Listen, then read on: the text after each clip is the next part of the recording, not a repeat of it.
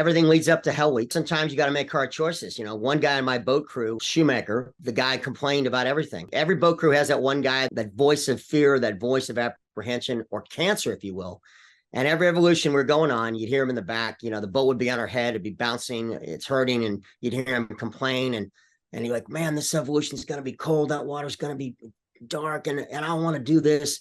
And I'd be like, Shoemaker, shut the hell up. I mean, it was a constant battle to tell him, because that cancer grows. If you let that seed of doubt spread, it becomes a poison, and it just destroys the body. And that's what a boat crew, you're never more than 6 feet away from your swim buddy. You're always with your boat crew.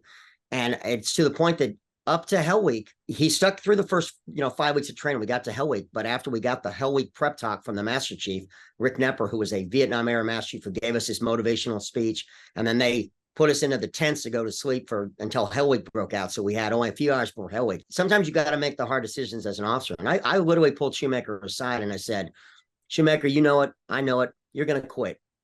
Do us a favor now so we can replace you and get someone else in the boat crew. And I literally am an officer telling my guy to quit, which doesn't sound like good leadership 101, but sometimes you have to make those decisions and tell someone, hey, you're not cut out for this job. And ultimately he said, no, sir, I'm motivated. Master Chief got me fired up. I want to be a frogman. I said, okay, Shoemaker, we'll see. So to his credit, he went 24 hours. In fact, my buzz class went 24 hours. As I recall, we didn't lose a guy in Hell Week in the first 24 hours. Normally you lose half the class during breakout, but we had really good leadership from Lieutenant John Halfick, who's the class leader. And we had 2 ensigns in every boat crew from the Naval Academy and ROTC program. So we had good leadership, and no one quit in the first 24 hours, which is uncommon. And frankly, we didn't lose a lot during Hell Week, but the first guy to quit was Shoemaker. And Shoemaker, it was 24 hours in.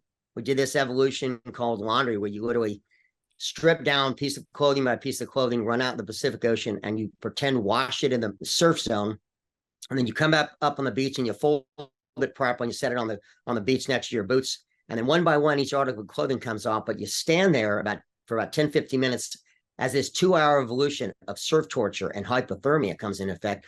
And then as you sit there standing, shivering, you dry off, you warm up a little bit, and then they put you back in the water to take off another article of clothing. So it's torturous.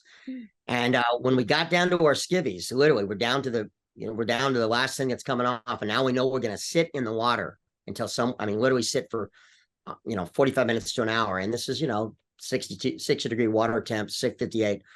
And right as we were locking arms to take seats, and everyone's seen that image if you've watched any documentaries on the SEALs, Shoemaker breaks away from my boat crew and starts running up to the beach to quit. And guys from other boat crews try to tackle him and say, don't do it. And my whole boat crew was like, let him go. Like, because we wanted him out. We literally said, Shoemaker, good riddance, right? And here's the irony. This is the moment when people go, when did you know you're making it through, buds? It's when they brought Shoemaker down to the water line, and we're now in the water probably 40 minutes at this point, maybe 50 minutes. And I'm hyping out. I'm skinny. I was barely 150 pounds. 5% body fat or less. I mean, I had no body fat whatsoever when I was going through buzz, and really no one does it. Only a handful. Everyone's skinny and training because they're all young, 18 to 22-year-olds, kind of the average age. And I am hyping out. I'm mentally going through the symptoms, and I am hyping out, and I'm freezing, and I'm miserable. But when they brought Shoemaker down to the water line, they had a wool blanket over his shoulders, a donut in one hand, and a cup of hot cocoa in the other. You could see the steam rising.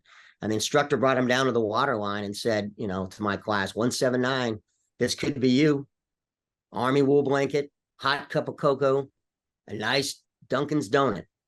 Who wants to come up and join Shoemaker here on the beach? And I'm telling you, at that very moment, the 58 dudes left in my class was like, not only no, but hell no. And I mentally reflected myself, projected myself from Shoemaker's position to look down on the water line. And there were the 58 of my classmates, as I recall, 58. I think we started 59 in Hell Week. And I was thinking of the 7 classmates from the Naval Academy who are friends to this day. And I knew that if I had quit, I would have never been able to face those men, much less my classmates, ever again. And that's when I decided, yeah, I'm miserable. This sucks, but that's worse. So quitting's worse. And that's when you've beaten whatever the challenge you have in life, when you're willing to look, comfort and peace in the eye and say, that's not worth it, because pain is temporary, pride is forever, which is something you hear a lot in buds.